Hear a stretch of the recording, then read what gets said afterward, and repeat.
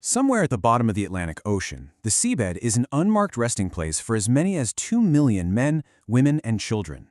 They were thrown overboard, some dead from disease, some literally still clinging to life.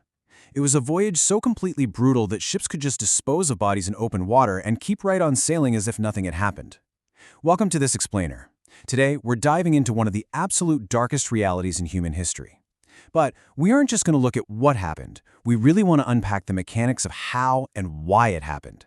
We're going to deconstruct the transatlantic slave trade, not as some inevitable tragedy or a natural disaster, but as a deliberately engineered system that was ruthlessly designed for maximum profit. To really wrap your head around the sheer scale of this system, just consider the numbers for a second. Between the early 1500s and the 1860s, an estimated 12 to 13 million Africans were loaded onto European ships. That represents one of the largest forced migrations in all of human history. And of those millions forced into the dark hulls of these ships, roughly 10 to 11 million actually survived that harrowing journey to see land again. The rest, they perished at sea. Okay, let's dive into this.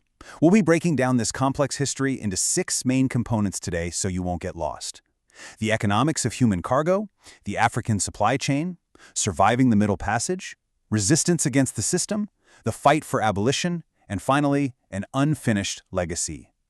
So, starting off with Part 1, the economics of human cargo, and the ultimate driving force behind it all, sugar and profit.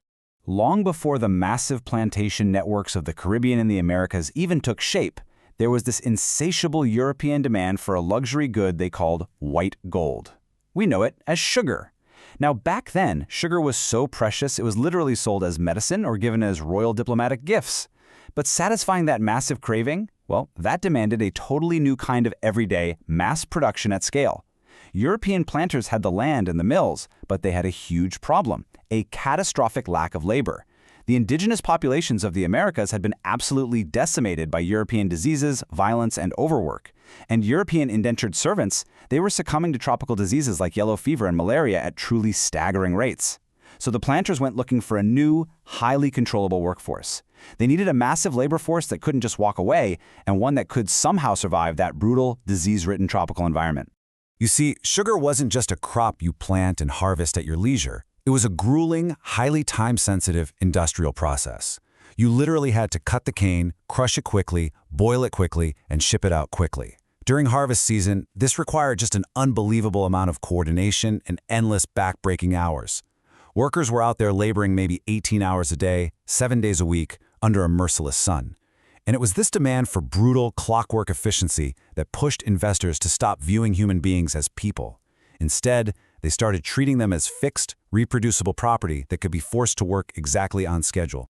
Which brings us to Part 2, the African supply chain, or more accurately, trading, not raiding. So, in the early days, the Portuguese actually tried raiding the West African coast to capture people directly, but they met fierce resistance and suffered huge losses from disease and combat. So, the strategy shifted. They went from raiding to trading. Now, we really need to pause and clarify a vital nuance here without drawing any false equivalencies.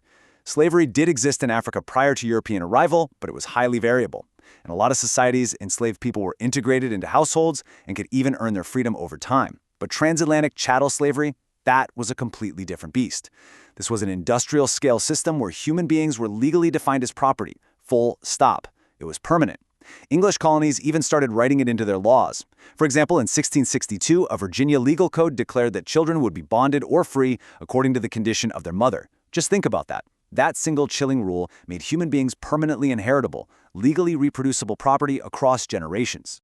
And this brilliantly illustrates a horrific, self-reinforcing cycle that soon emerged on the African coast. European traders set up fortified trading posts and relied heavily on African intermediaries. Kings, brokers, and merchant networks.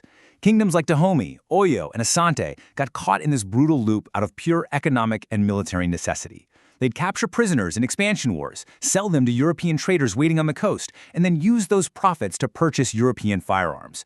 And what did they do with those guns? They used them to expand their territory and capture even more people. African leaders who refused to participate basically risked being completely overrun by their better-armed neighbors. So human life was being systematically converted into cargo long before anyone ever reached the shoreline. Moving right along to Part 3, Surviving the Middle Passage. Let's look at the cold, hard logistics of the notorious triangle trade. This entire system operated as a highly calculated, insanely profitable, three-legged machine. First, ships sailed from Europe down to Africa, totally packed with trade goods like textiles, metals, and firearms. The second leg, the Middle Passage, carried enslaved Africans across the ocean to the Americas, and then the third leg returned to Europe, loaded down with the incredibly lucrative products of all that slave labor: Caribbean sugar, Virginian tobacco, Brazilian cotton, and coffee. Every single leg of this journey generated massive profits. I mean, a ship completing this circuit could triple or quadruple its initial investment. This was immense wealth that literally built the foundation for the Industrial Revolution. Now, there is a demographic reality here that actually surprises a lot of people. Of those 10 to 11 million enslaved Africans who survived the crossing, where did they actually go?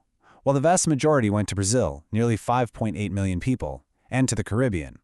Less than 4%, roughly 388,000 people, arrived directly in what would eventually become the United States.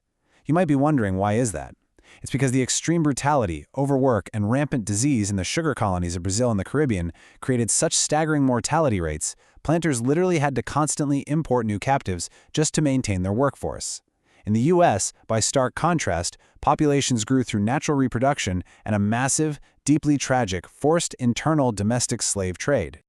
The journey that delivered these individuals to the Americas, the Middle Passage, was the absolute transformation of human life into calculated cargo. Just picture this space for a second. Below deck, the ceilings were often just 5 feet high. Captives were laid in rows so incredibly tight that a single person's allotted space was about 6 feet long and a claustrophobic 16 inches wide. Grown men were typically shackled in pairs. Trapped in a sweltering, pitch-black hold filled with the sounds of coughing and clinking chains, breathing air completely fouled by waste and sickness, they endured this terrifying, suffocating voyage across the ocean for a routine 6 to 8 weeks. This brings us to part 4, resistance against the system, because people absolutely fought back. Despite everything, enslaved people fought their bondage in literally every way possible. From choosing slow starvation over enslavement to risking everything in outright mutinies. In fact, there are nearly 500 documented shipboard uprisings. One of the most famous acts of direct resistance happened in July 1839 aboard a schooner called La Amistad. A young man named Joseph Cinque actually managed to pick the locks on his chains using a loose nail. He armed his fellow captives, and together they overthrew the crew. After 2 months of this really deceptive zigzag navigation by the surviving Spanish crew members, the ship ran aground near New York. This sparked a monumental legal battle that went all the way to the U.S. Supreme Court, where former President John Quincy Adams successfully defended the captives. And incredibly, it led to their freedom and their return to Africa in 1841. Which leads into part 5, the fight for abolition and the massive shift in public opinion. By the late 1700s, a really remarkable movement began taking shape in Britain, and it utilized something genuinely new in Western politics: mass popular campaigning. It was essentially a multi-pronged attack on deeply entrenched economic interests. You had Thomas Clarkson shocking audiences by bringing in and displaying the actual physical instruments of the trade: shackles, branding irons, the whole horrifying setup. You had Olaudah Equiano, an African man who purchased his freedom, putting a real human face on the tragedy with his best-selling autobiography. You had William Wilberforce introducing bill after bill in Parliament based on deep religious conviction. And crucially, you had everyday, ordinary citizens mobilizing through massive petition drives and national sugar boycotts to hit the system right in the wallet. Now, what's really interesting about this slide is how these early abolitionists essentially knew exactly how to brand a movement. The Wedgwood Pottery Company produced a medallion bearing the phrase, "Am I not a man and a brother?" and it became incredibly fashionable among the educated classes. Actually, it's widely considered to be one of history's very first political logos. This combination of undeniable physical evidence, powerful personal narrative, and absolutely brilliant public messaging slowly but surely shifted public opinion. Ultimately, this grassroots pressure paved the way for the Slave Trade Act of 1807, which finally made the trade illegal for British subjects. But we have to remember, abolition had serious limits. Making the trade illegal was very, very different from actually stopping it. Illegal human trafficking continued on a massive scale for decades. And remember, ending the trade did not end the institution of slavery itself. That required entirely separate campaigns and, in the case of the United States, an incredibly brutal civil war. Britain abolished slavery in 1833, France followed in 1848, the US in 1865, and finally, Brazil ended the institution in 1888. It was a slow, agonizing, global extraction from a deeply, deeply profitable system. And finally, we zoom out to Part 6, an unfinished legacy, the lasting echoes of history. The macro effects of this globe-spanning system didn't just magically vanish when the last ship stopped sailing. In Africa, it fundamentally bent the trajectory of local development, hardening boundaries, and deeply eroding community trust. But over in the Americas, the legacy took on a profoundly different form. From the scattered fragments of countless African traditions, languages, and rhythms, survivors and their descendants built entirely new cultures under immense, crushing pressure. I mean, the roots of jazz, blues, rock and roll, hip-hop, salsa, samba, and reggae, they all trace directly back to the African diaspora created by the transatlantic slave trade. It is an absolutely enduring testament to human resilience. So as we wrap up this explainer, let's look at the world around us right now. This deliberately engineered system was a testament to both horrifying human cruelty and incredible resilience, to obvious complicity and extraordinary courage. It set off massive chain reactions regarding where wealth accumulates, where poverty concentrates, and how our very identities are formed. So I want to leave you with this question to really reflect on.